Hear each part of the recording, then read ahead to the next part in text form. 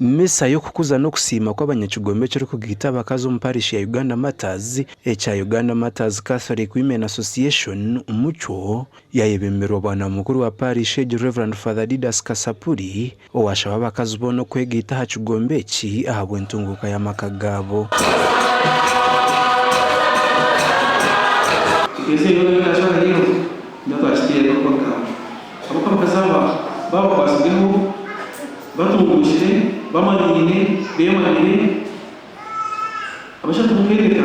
Omisomu abakazi basima Ruhanga kandi Evelyn Chomugisha Mardad orumukuru w'abakazi bwa parish egi yagamba habigenderwa by'ekigombe eki.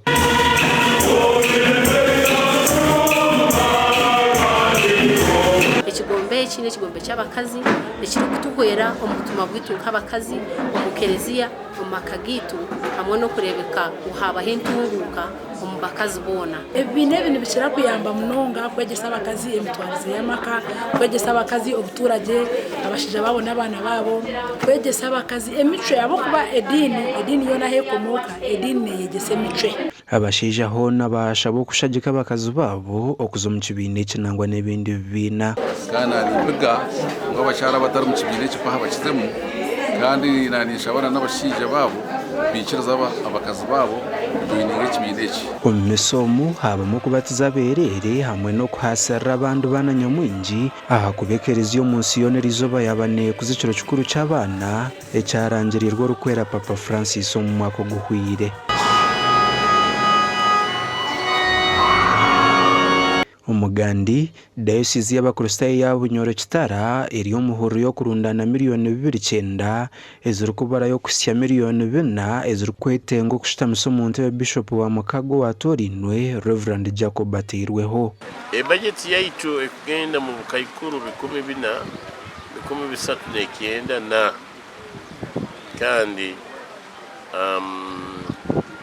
ntabazi ebintu mbazire cash tubaire tuli mu bukayikuru 10 na baitu kandi nyesiga abantu hano bakira kwayo asaha ya hampero nanyowe ninterera abantu inywena mwije tusagike okwikara ku murorezi waitu no kwezi bwakwe nikubo omukoro gube gwekitine sabo kwa bugura rwa mukurungi twena tujya kuba nekitine seke kandi bugura nanka nabo kiragaruka halita. Ebi byagambwa Bishop Samuel Kahuma obiyaba nabyara amabara habyombe ko bibiri hamwe no kutahemuko n'abaronda 34 aha kanisa ya St Paul's Church of Uganda mparo mu rembo rwa Hoyuma.